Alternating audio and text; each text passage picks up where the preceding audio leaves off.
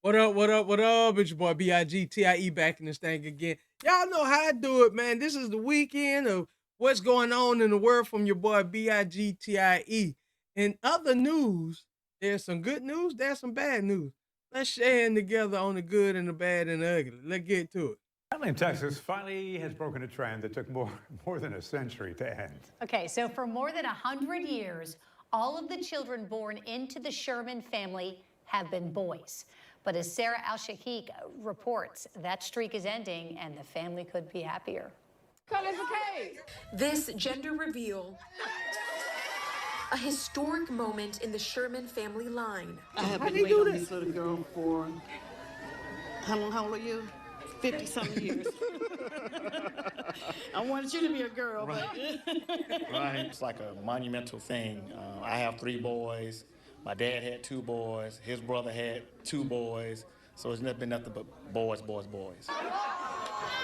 On Sunday, surrounded by family from all generations, Montgomery County firefighter Michael Sherman and his wife, Jakia Sherman, found out they're expecting a baby girl. I just feel honored that, like, finally I'm the one that we're the one that bringing a baby girl into the world. Finally, after over 100 years, it's amazing. Their daughter will be the first girl born into the Sherman family in 108 years. He's gonna know that she made history in the Sherman family. We have like 3 bags of clothes already, closet full of dresses. The last girl to carry the Sherman name was Orabelle Sherman, Michael's great-great aunt, born in 1917. She was a trailblazer in Atlanta. Yeah, she dealt with the civil rights, during the civil rights time. She was doing this. She met a lot of civil rights leaders, and she made an impact in Atlanta. This newest addition ready to be welcomed by the couple, along with their 5-year-old son, Makai. What was the big surprise?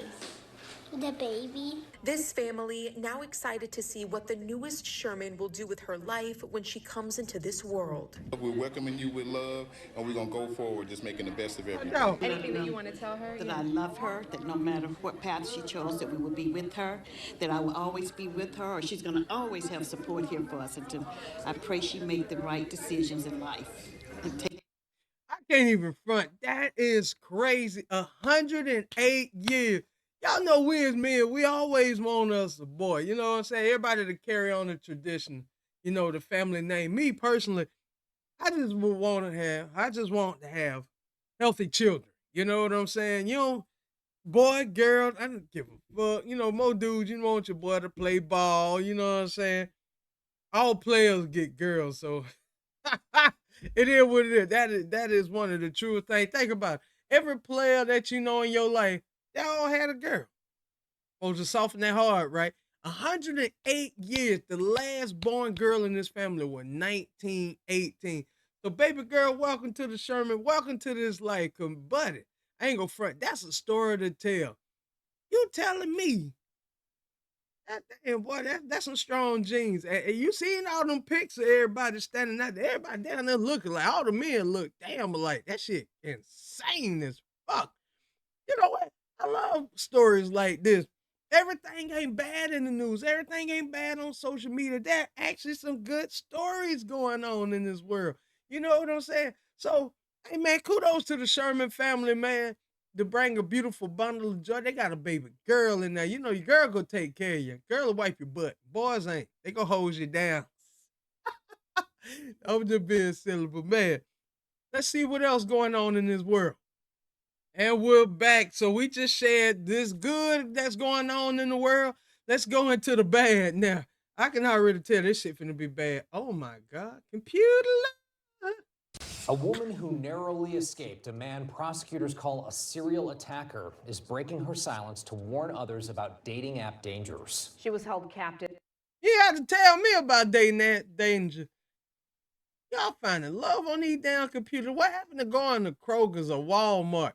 Catching out with somebody at McDonald's. Hey man, both of y'all grabbing for a straw and you fall in love. I mean, what is that? Lady in the Tramp?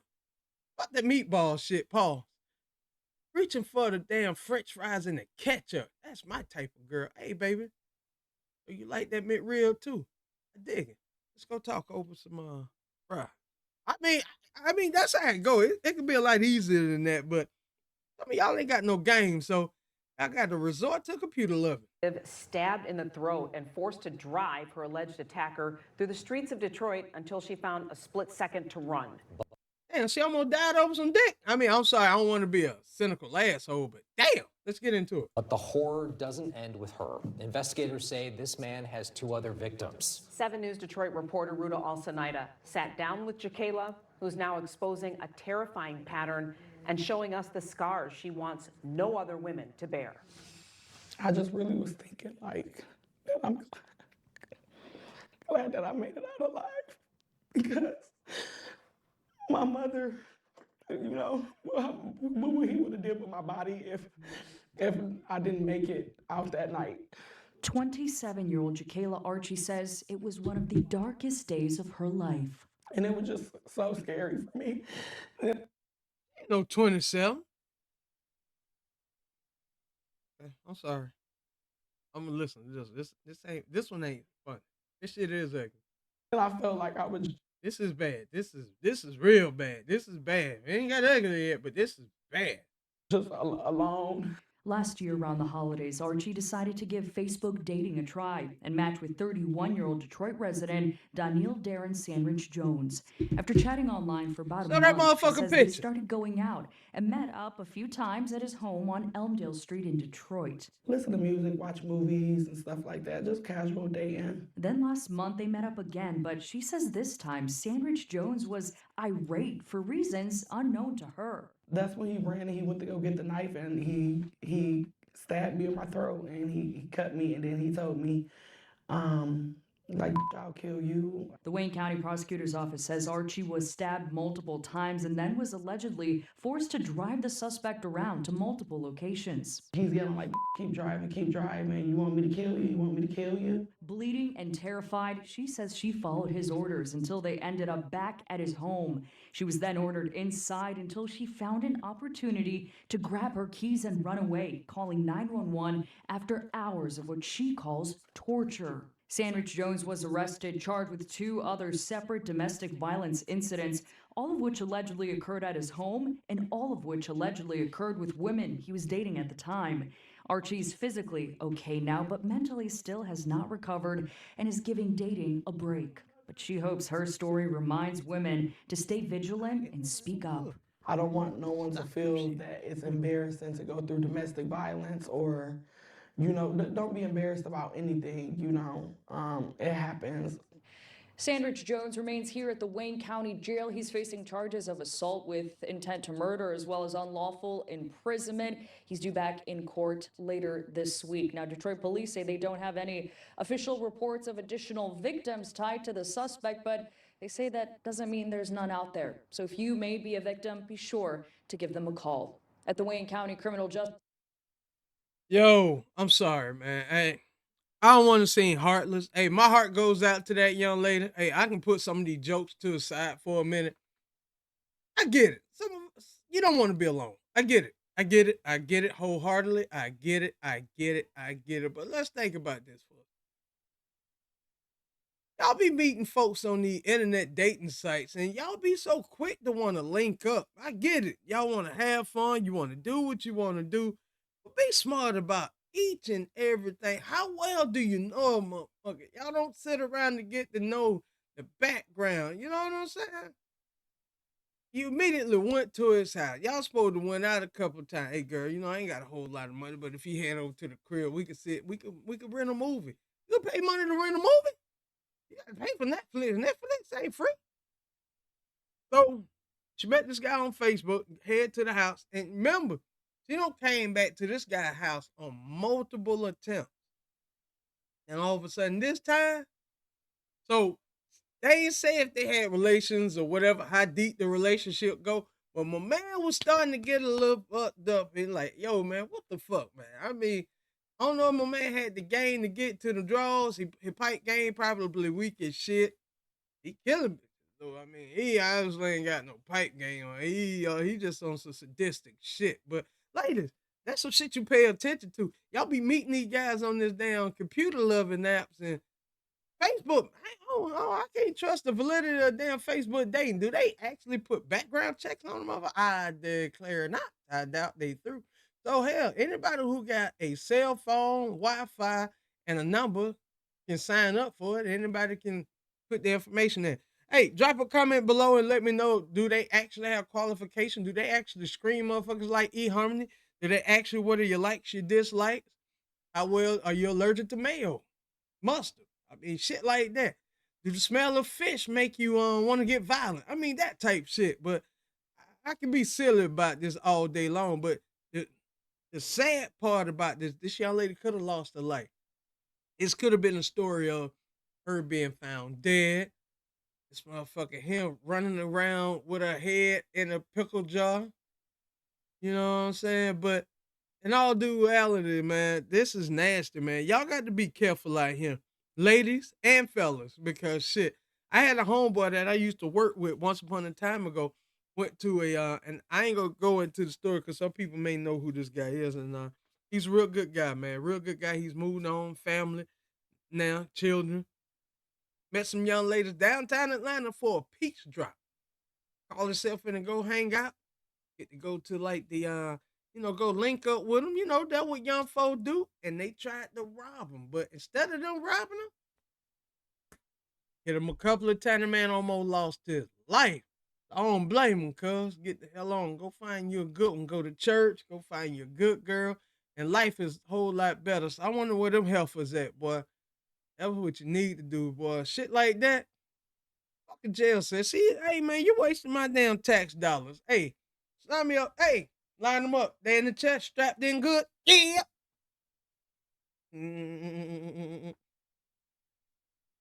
There's a couple times. I'm sorry. It is what it is, man.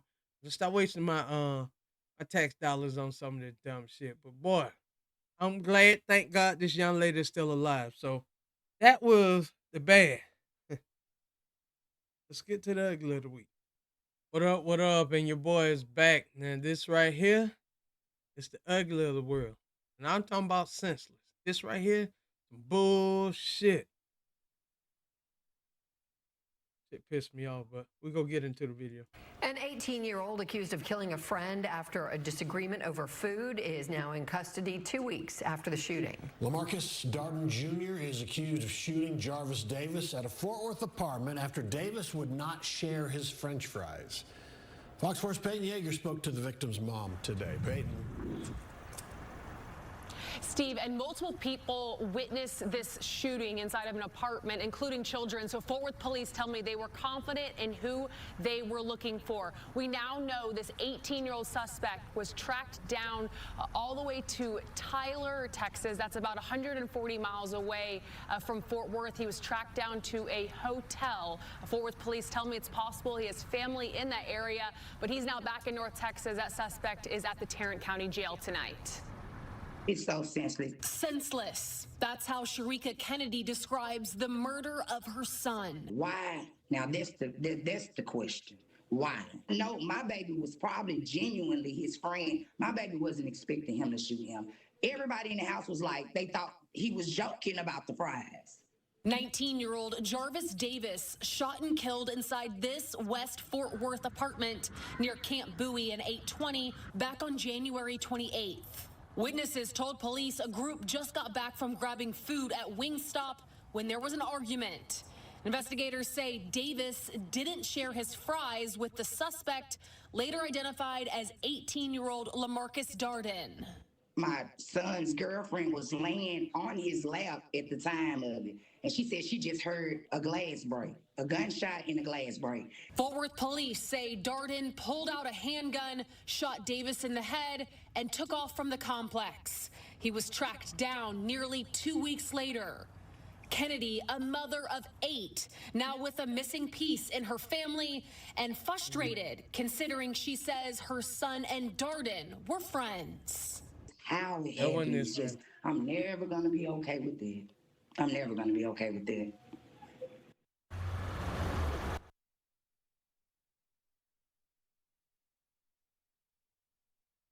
All right, ladies and gentlemen, I'm going to end the video here.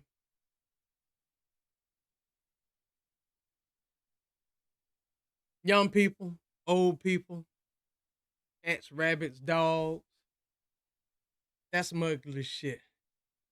See, we all sit back and think at this point, you sit back and you start saying, okay, Big, go ahead and share your insight on that. You can't. There's nothing. And this is one word I hate using. But you know what? You can use it, but at the same time, it don't make sense because there's nothing in this word that you should not be able to not think about that could happen. I hear people use the word fathom. I can't fathom. Bullshit, you're lying. You willing to tell me you didn't think that shit can happen? And y'all got to think about this. Think about this in this scenario, and I want y'all to hear me out on this. And we all been young. We've all went and hung out with our friends, our homies, kicking it, we chilling. And I'm gonna share a situation that's close to the Fry story. I remember one time working at this, we were working at this company, doing a little phone work. And I had somebody I went to school with working there with me at the same time, right? This person here, it was their birthday. Only gift that person got was a fucking bookmark pen, a butterfly bookmark from my boss at the time, supervisor. And the way we had to do to leave our offices to go to the bus stop, you had to go across the field, walk down this hill, walk probably a quarter mile to the bus stop. So if you fuck around and miss this bus, you'd be stuck in down Chamblee, Georgia. And that bus ran every 40 minutes. That was the ride it took. So we were late that night. We were trying to finish up our work, the type of work we did. We were late getting off the phone. Ran, this person tripped up, lost that butterfly pen. Get on the bus, you know, me being the silly asshole I am, I'm cracking all types of jokes. I mean, we were ha, he, ken. But that person felt so bad about me cracking these jokes and all that would happen. Whole bunch of shit transpired. I'm talking about some old manifesto type shit. You know what I'm saying? Motherfucker declaring war type shit. But I say this nevertheless. Them fries was a breaking point to this guy. Now, I know, like you said, Big, how the fuck you justify that? No, I want y'all to hear me out on this shit. It's 10, 12, 15, 13, 14 of us. I'm with my girl, and dudes, it's girls. We all friends just hanging out. He may not have had no money. He might have been the hungriest motherfucker in the bunch. Y'all be thinking y'all know who your friends are, but you really don't. Well, they really your friend. So I want y'all to, I'm going to get closer to the camera. On this. Was that really his friend? They cracking jokes. Hell, I ain't getting your ragged ass no fucking fry. You know how we are. Broke motherfucker. You can't get no fries. Now I'm embarrassed. You supposed to be my friend. But you cracking jokes. Everybody laugh. See, that's the thing though. That fry was almost like the breaking point. Y'all remember in the movie Life when Claude and Ray had been in this jail 14 years for a murder they didn't commit. Life. The state of Mississippi got 40 years of down cheap labor out these type shit. You know what broke Claude's broke the straw? Damn pie. That cherry pie that lady just put out on that seal. He smelled that shit. And you know what it took him back to? And y'all remember early in the movie? You're damn right. Some of y'all actually pay attention to movies. Some white only pie. Them was some white only fries. Y'all don't know how deep them fries went back in that young man's psyche. So y'all gotta pray for two people. You got to pray for the young man in jail, and you got to pray for the family that lost someone over some French fries. Was it senseless? It bullshit. That shit is nasty. Drop a comment below on the good and the bad and the ugly of the week. It's your boy BigTieHillATL. Thank you for watching. Like, share, subscribe, hit the notification bell on my road to 1,000 subscribers. And man, that's sad. I'm out.